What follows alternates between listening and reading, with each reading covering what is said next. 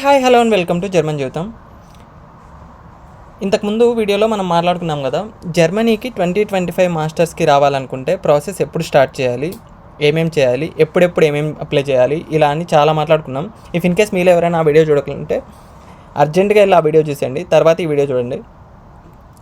ఈ వీడియోలో మన టాపిక్ ఏంటంటే యూనివర్సిటీస్ని ఎలా షార్ట్ లిస్ట్ చేసుకోవాలి అండ్ దెన్ ఆ యూనివర్సిటీస్కి ఎలా అప్లై చేసుకోవాలి, ఇది మన టాపిక్.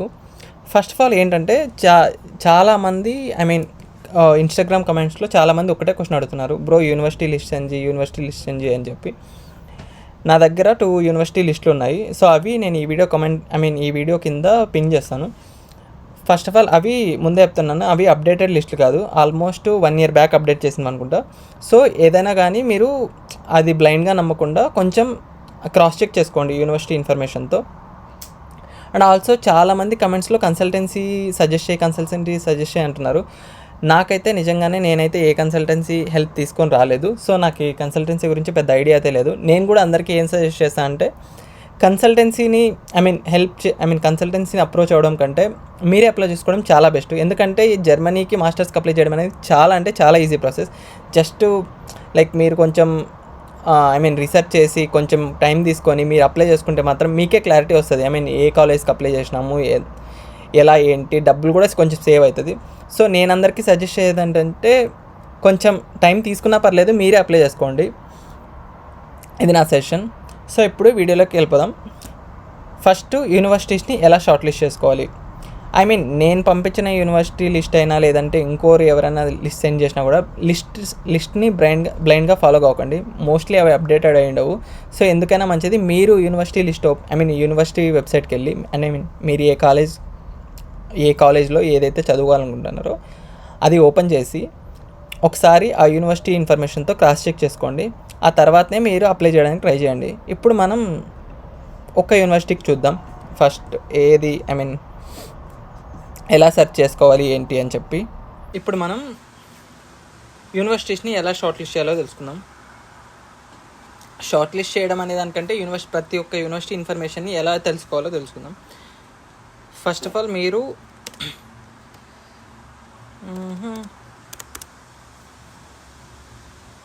ఓపెన్ చేసి మీరు ఏ యూనివర్సిటీ ఏ కోర్స్ ఇన్ఫర్మేషన్ అయితే తెలుసుకోవాలనుకుంటున్నారో డాడ్, ఆ యూనివర్సిటీ నేము, సపోజ్ ఇప్పుడు నేను Frankfurt university of applied sciences అని కొడతాను. తర్వాత ఆ course name high integrity systems ఇలా ఫస్ట్ లింక్ వస్తుంది కదా డాట్తో, దాన్ని క్లిక్ చేయండి. క్లిక్ చేస్తే ఇక్కడ ఫస్ట్ ఓవర్వ్యూలోనే మీకు ఇక్కడ అది అది ఇంగ్లీష్ టాటా, జర్మన్ టాట్ ప్రోగ్రామా, ఎన్ని సెమిస్టర్స్, అప్లికేషన్ డెడ్ లైన్ ఏంది, మొత్తం అన్నీ ఉంటాయి. అండ్ ఆల్సో కొన్ని కాలేజెస్ ఆ కరికులం కూడా పెట్టింటారు. సపోజ్ ఈ కాలేజ్ అనుకుందాం, ఆ కరికులం కూడా పెట్టారు చూడండి. ఫస్ట్ ఇయర్ వింటర్ సెమిస్టర్ ఏం చెప్తారు, సమ్మర్ సెమిస్టర్ ఏం చెప్తారు, సెకండ్ ఇయర్లో ఏం చెప్తారు, ఇలా మొత్తం ఇన్ డీటెయిల్గా ఉంటాయి. మీరు కాస్ట్ అండ్ ఫండింగ్లోకి వెళ్ళారంటే ఆ సెమిస్టర్ కాంట్రిబ్యూషన్కి ఫీజు ఎంత, and also cost of living ఆ సిటీలో ఎంత ఖర్చు అవుతుంది ఏంటి అని చెప్తారు. మీ రిక్వైర్మెంట్స్లోకి వెళ్తే ఇంకా మీకు ఐఎల్ స్కోర్ ఎంత ఉండాలి, మీ ఈసీటీఎస్ పాయింట్స్ ఎంత మ్యాచ్ అయ్యాలి, and also application deadline, ఇంకా మీరు ఎక్కడ అప్లై చేసుకోవాలి అంటే మీరు ఇఫ్ ఇన్ కేస్ అప్లికేషన్ ఆ యూనివర్సిటీకి వేయాలనుకుంటే ఎక్కడ అప్లై చేసుకోవాలి. దీనికైతే మాత్రం మీరు యూనిసిస్ట్లో అప్లై చేయాలి. సపోజ్ ఇలా ఇంకో యూనివర్సిటీకి చూద్దాం. సపోజ్ ప్యాడర్బాన్ అనుకుందాం, సేమ్ అంతే, డాడ్ యూనివర్సిటీ ఆఫ్ ప్యాడర్బాన్. ఇప్పుడు ఇక్కడ ఫస్ట్ లింక్ కంప్యూటర్ సైన్స్ అని ఉంది కదా డాట్లో, మీరు ఇది కూడా చూడండి, ఇంగ్లీష్ టాట్, అండ్ ఆల్సో ఇది 4 semesters, application deadline, course డీటెయిల్స్లోకి వెళ్తే మొత్తం ఇన్ డీటెయిల్గా ఇక్కడ పీడిఎఫ్ ఇచ్చాడు చూడండి మొత్తం కరికులంకి, and also cost and funding ఎంత, సెమిస్టర్ కాంట్రిబ్యూషన్ ఎంత, and then cost of living ఎంత, ఇట్లా మొత్తం డీటెయిల్స్ అన్నీ ఉంటాయి. అండ్ ఆల్సో రిక్వైర్మెంట్స్, మీకు బ్యాచిలర్స్ డిగ్రీ ఎంత ఉండాలి జర్మన్ గ్రేడ్లో, అండ్ ఆల్సో మీకు ఈసీటీఎస్ పాయింట్స్ ఎన్ని మ్యాచ్ అవ్వాలి, అండ్ ఇక్కడ లాంగ్వేజ్ స్పెసిఫికేషన్ ఐల్స్ అయితే ఎంత ర్యాంక్ రావాలి, టోఫెల్ అయితే ఎంత రావాలి, ఇవన్నీ మెన్షన్ చేశారు. అండ్ మీరు ఎక్కడ అప్లై చేసుకోవాలి, ఇది కూడా యూని అసిస్ట్లోనే అప్లై చేసుకోవాలి. ఇలా మొత్తం డీటెయిల్స్ అన్నీ ఉంటాయి. ఇఫ్ ఇన్ కేస్ ఇక్కడ యూని అసిస్ట్ కాకుండా డైరెక్ట్ అప్లికేషన్ అయితే మీకు ఇక్కడ అదేమంటారు ఆ వెబ్సైట్ లింక్ అనేది ఇక్కడ మెన్షన్ చేస్తారు, మీరు ఎక్కడ అప్లై చేసుకోవాలనేది.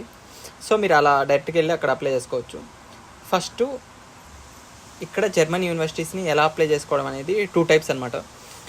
ఫస్ట్ యూని అసిస్ట్, ఇంకోటి డైరెక్ట్ అప్లికేషన్. యూని అసిస్ట్ అంటే మీ ఇంతకుముందు చాలా వీడియోస్లో చెప్పాను, ఇది జస్ట్ మీరు అప్లై చేయాలనుకున్న యూనివర్సిటీకి మీకు లైక్ ఇంటర్మీడియట్ లాగా అనమాట. మీ అప్లికేషన్స్ని జస్ట్ మీకు అప్లై చేస్తే అది యూనివర్సిటీకి ఫార్వర్డ్ చేస్తుంది మీ డేటా మొత్తాన్ని. సో అదనమాట. యూని అసిస్ట్లో ఎలా అప్లై చేయాలో తెలుసుకుందాం. ఫస్ట్ యూని అసిస్ట్ వెబ్సైట్ వెళ్ళండి. వెబ్సైట్కి వెళ్ళి ఇఫ్ ఇన్ కేస్ మీకు అకౌంట్ లేకపోతే అకౌంట్ క్రియేట్ చేసుకోండి. అది కూడా ఎలాగో చూపిస్తాను.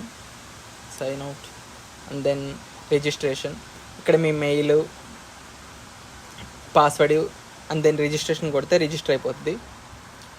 నాకైతే నేను ఆల్రెడీ రిజిస్టర్ అయి ఉన్నాను, నాకు అకౌంట్ ఉంది. సో నేను డైరెక్ట్గా లాగిన్ అవుతాను. లాగిన్ అయ్యాక మీరు ఫస్ట్ ఇక్కడ మెయిన్ మీ ఇన్ఫర్మేషన్ చెక్ చేసుకోండి, మీ మెయిల్ అండ్ దెన్ ఇది మీ యూని అసిస్ట్ ఐడి అనమాట. ఇది ఎందుకు యూజ్ అవుతుందంటే ఇఫ్ ఇన్ కేస్ మీకు ఏదైనా మీ అప్లికేషన్ ప్రోగ్రెస్ కావాలనుకున్నా, లేదనుకుంటే మీ అప్లికేషన్ స్టేటస్ కావాలనుకున్నా, లేదంటే మీరు అప్లికేషన్ ఏమైనా ప్రాబ్లం ఉండి వాళ్ళకి మెయిల్ చేయాలనుకుంటే ఈ నెంబర్తో మీరు మెయిల్ చేస్తే వాళ్ళకి ఐడెంటిఫై చేసుకోవడానికి చాలా ఈజీగా ఉంటుంది అనమాట. అండ్ ఫస్ట్ ఆఫ్ ఆల్ మీరు ఇక్కడ మెయిన్ చూసుకోవాల్సింది మీరు ఏ సెమిస్టర్కి వెళ్ళాలనుకుంటున్నారు. ఇప్పుడు మనం సమ్మర్ సెమిస్టర్ 2025 టార్గెట్ చేస్తున్నాం కాబట్టి అది అక్కడ ప్లేస్ చేసుకోండి. అండ్ ఆల్సో యూనివర్సిటీ, మీరు ఏ యూనివర్సిటీకి వెళ్ళాలనుకుంటున్నారు. ఇక్కడ నేను పాడబాన్ చెక్ చేస్తాను.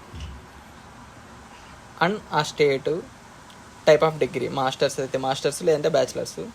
And then search. ఇక్కడ మనం కంప్యూటర్ సైన్స్ సెలెక్ట్ చేసుకుందాం. కంప్యూటర్ సైన్స్ కాబట్టి మనం అప్లై చేయాలనుకుంటే కంప్యూటర్ సైన్స్ సెలెక్ట్ చేసుకుందాం. ఇక్కడ కూడా మీకు డీటెయిల్స్ ఉంటాయి, లైక్ మీరు ఇది ఇంగ్లీష్ టాటా, జర్మన్ టాటా అని ఇక్కడ మెన్షన్ చేశారు. ఇలా ప్రతి ఇన్ఫర్మేషన్ ఇక్కడ కూడా ఉంటుంది. అండ్ దెన్ సెలెక్ట్ చేసుకోవాలి.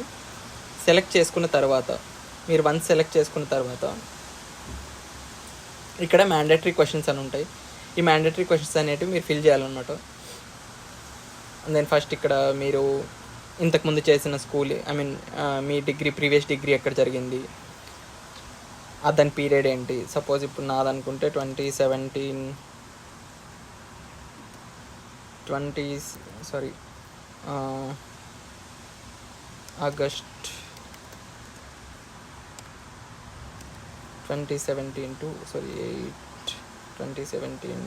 to 7/2021. Name of the location RGM, country India, bachelors. ఇక్కడ నేను షార్ట్ ఫామ్స్ రాస్తున్నాను, మీరు ఫుల్గా రాయండి. ఇక్కడ డేటు, సపోజ్ నేను ర్యాండమ్గా ఏదో ఒక డేట్ పెట్టేస్తున్నాను. ఇలా మీరు అన్నీ ఫిల్ చేసేసాక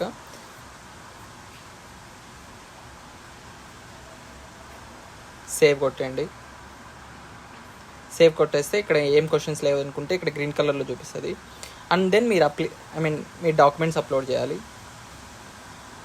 ఇక్కడ మీరు కేటగిరీ చూస్ చేసుకొని ప్రతిదానికి CV అయితే CV, లాంగ్వేజ్ సర్టిఫికేట్ అంటే IELTS or TOEFL, and then letter of motivation, passport, మీ school certificates, university certificates, work experience, ఇవన్నీ ఇక్కడ అప్లోడ్ చేయాలి. అండ్ వన్ మోర్ థింగ్, ఇక్కడ main important LOMs, letter of motivation. ఇది ప్రతి యూనివర్సిటీకి ఒక్కొక్కటి సపరేట్ LOMs మెన్షన్ చేయాలి ఇక్కడ. ఇంకోటి ఏంటంటే మీరు as it is copy paste అయితే చేయకండి LOMs. మీరు ఆ కోర్స్ చూసి ఆ కోర్స్కి మీకు రెలవెంట్ ఉంది, అందుకే నేను అప్లై చేస్తున్నాను, అండ్ ఆల్సో నాకు ఇట్లా ఆ కోర్స్ మీద ప్యాషన్ ఉంది, ఇలా కొంచెం రిలవెంట్గా మెన్షన్ చేయండి. ఎందుకంటే కొన్ని కేసెస్లో LOM సరిగా లేదని చెప్పి కూడా రిజెక్షన్స్ చేస్తుంటారు. సో ఎందుకైనా మంచిది మీరు మంచిగా జాగ్రత్తగా చూసి ప్రిపేర్ చేసుకోండి LOMs. అండ్ ఆల్సో మీరు LOMs సేవ్ చేసేటప్పుడు కూడా ఆ LOM పక్కన యూనివర్సిటీ నేము, తర్వాత మీ నేమ్, ఇట్లా అన్నీ నేమింగ్ కన్వెన్షన్స్ సరిగా చూసుకోండి. అండ్ మీరు వన్స్ ఇవన్నీ డాక్యుమెంట్స్ అన్నీ అప్లోడ్ చేసేసాక నెక్స్ట్ పేమెంట్కి వెళ్ళడమే. ఇక్కడ చూస్ పేమెంటు, క్రెడిట్ కార్డు, ఇంకా పే చేసేయడమే. ఇంకోటి ఇక్కడ ఫీ ఏంటంటే, ఫీ ఎలా ఉంటుందంటే మీరు ఫస్ట్ అప్లికేషన్కి 75 euros, అండ్ తర్వాత వన్స్ మీరు ఫస్ట్ అప్లికేషన్ అయిపోయిన తర్వాత మళ్ళీ సెకండ్ నుంచి మీరు ఎన్ని అప్లికేషన్స్ వేసుకున్నా కూడా 30 euros అనమాట. అంటే మీరు సెకండ్ నుంచి మీరు ఎన్ని అప్లికేషన్స్ వేసుకున్నా 30 euros అనమాట. సో ఇది ఇంకా అప్లై చేసుకోవడం. ఇది అప్లై చేసుకున్న తర్వాత మీరు ఇక్కడ అప్లికేషన్ ఓవర్వ్యూ లేకపోతే మీ స్టేటస్ అనేది ఇక్కడ కనపడుతుంది. మీకు ఏమైనా డాక్యుమెంట్స్ అన్నీ ఇంకా మిస్టేక్ ఉండి మీరు ఇన్సఫిషియెంట్ డాక్యుమెంట్స్ అయితే ఇక్కడ వాళ్ళే ఇక్కడ మెసేజ్ పెడతారు, ఏమేమి డాక్యుమెంట్స్ తక్కువైనా, మీ స్టేటస్ ఏంటి, అలా అన్నీ పెడతారు. అండ్ ఆల్సో ఇక్కడ మీరు ఇన్బాక్స్ అంటే మీకు ఏమైనా మెయిల్స్ వచ్చినాయా, ఐ మీన్ యూనివర్సిటీ నుంచి మీకు వాళ్ళు ఫార్వర్డ్ చేశారా లేదా డేటాని, ఇలా అన్నీ ఏదైనా ఎర్రర్స్ ఉన్నా కూడా మీకు ఇక్కడ మెన్షన్ చేస్తారు. సో ఇంతే అండి, చాలా ఈజీ యూని అసిస్ట్లో అప్లై చేయడం. ఐ హోప్ మీకు ఈ వీడియో నచ్చిందని అనుకుంటున్నాను. ఇంకా త్వరలో మీకు డైరెక్ట్ అప్లికేషన్స్ ఎలా అయ్యాలో కూడా చెప్తాను. ఐ హోప్ ఈ వీడియో మీ అందరికీ నచ్చిందని అనుకుంటున్నాను. నచ్చితే మాత్రం లైక్, షేర్, సబ్స్క్రైబ్ ఇవన్నీ చేయండి. ఇంకా ఏమైనా డౌట్స్ ఉంటే ఎలా అప్లై చేయాలి ఏంటని కింద కమెంట్ సెక్షన్లో మెన్షన్ చేయండి. ఇంకా అక్కడ కూడా రిప్లై రాకపోతే, ఇఫ్ ఇన్ కేస్ చాలా ట్రై చేస్తాను రిప్లై చేయడానికి, రాకపోతే ఇన్స్టాగ్రామ్లో మెసేజ్ చేయండి, పక్కా అయితే రిప్లై ఇస్తాను అక్కడ. అండ్ ఆల్సో ఇంకా మన ఛానల్లో చాలా వీడియోస్ చేశాను, మాస్టర్స్కి ఎలా రావాలి, ఐ మీన్ ఎప్పుడు అప్లై చేయాలి ఏంటి, తర్వాత పార్ట్ టైమ్స్ ఎలా ఎత్తుకోవాలి, పార్ట్ టైం శాలరీస్ ఎలా ఉంటాయి, and then also lifestyle ఎలా ఉంటుందని చాలా వీడియోస్ చేశాను. ఇఫ్ ఇన్ కేస్ ఎవరైనా చూడకపోతే మాత్రం అన్నీ చూడండి, చాలా ఇన్ఫర్మేటివ్గా ఉంటాయి. సో ఇంతటితో ఈ వీడియో సమాప్తం. ఓకే, మరి వెళ్ళొస్తా, బాయ్.